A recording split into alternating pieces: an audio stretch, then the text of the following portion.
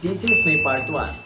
How to answer your daily journal. Lakotsero Marino here. You need to understand your responsibility bilang isang kadete once you get on board. No one will push you, no one will motivate you, and no one will remind you to answer and finish your daily journal within 180 days. And your motivation to finish this is one of the requirements to finish your Bachelor of Science or your BS. At paano nga ba? At ano ang diskarte ng isang lakotserong marino sa pagsagot ng daily journal niya? Let's go! This is the sample entries of your daily journal. We have our name of vessel, kung anong pangalan ng barko nyo, of course. Then the date, kung kailan kayo umakyat ng barko. Kaya kung ngayong araw, ngayon din ilalagay. At kung anong oras kayo umakyat, the time, and the number of watch keepings. Kaya kung umakyat kayo ng 1400s to 1600s, lagay nyo sa number of watch keeping duty hours is 2 hours. And we have the ship's position, latitude and longitude, and the vicinity. From the ship's position, pwede nyo itong kuhanin by DGPS or by ECDIS. May coordinates na nakalagay doon ang latitude or longitude ng current position of our vessel. How about vicinity, sir? Sir, ano nga ba ang ilalagay ko sa vicinity? If you are on anchorage, you can put the anchorage area. For example, this from Chittagong, Bangladesh. From the seawater of anchorage area, Kutubia Anchorage ang nilagay ko sa vicinity ko. How about, sir, underway naman ako? If your vessel is navigating around South Atlantic, North Atlantic, Pacific Ocean, Mediterranean Sea, Baltic Sea, or South China Sea, or any navigating area, you can put it as a vicinity from your daily journal. How about port of departure and destination?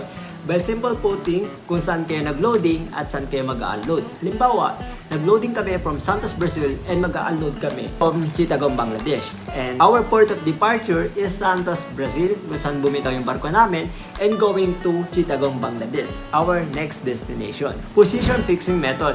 Commonly na nilalagay ko dito ay GPS kasi yun talaga yung position fixing method na gamit natin while on board, lalo na pag underway, not unless transiting tayo sa yung barko natin transiting. And there's a island, we can use by GPS through bearing plus distance. But commonly used, GPS ang nilalagay ko. Okay, course and speed. From this part, yung binigay kong sample sa inyo, dahil Kutubia Anchorage, naka-anchorahe kami, NA ang nakalagay ko. Not applicable o no answer. Kasi wala naman tayong sinusundan ng kurso at wala rin naman speed kapag naka-anchorahe. Kaya NA ang nakalagay, which is pagka-anchorage naman, understood na yun. Paano ba makukuha yung FO, ROB, LOB, and DOB, which is fuel oil remaining on board and diesel oil and lube oil.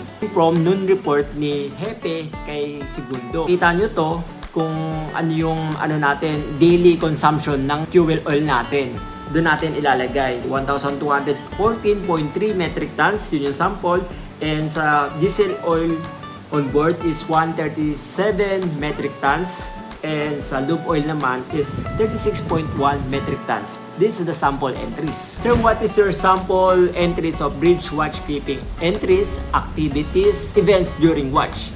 So dito, huwag niyong pahirapan yung sarili nyo. Kung ano lang yung ginawa nyo at nangyari during your watch, yun din yung ilalagay nyo. For example, assist the officer of the watch during his duty, performing navigational watch, keep maintaining a proper lookout, testing the manual steering to automatic, automatic to manual, reporting the fishing vessels within the vicinity, checking the lights and ships of passing vessel, reporting to the officer of the watch, making deck logbook entries of gyro error and weather observation, fresh breeze with the guidance of third officer or kung sino mang yung ginutihan mong officer. This is the some basic and simple entries na ilalagay mo sa daily journal mo. I hope this video will help you. Comment lang kayo kung ano yung tanong nyo o saan kayo nalito. Gagawa natin ng video from part 2. Ano ba ang diskarte? Some basic tips kung saan kayo nahihirapan. Gagawa natin ng paraan yan.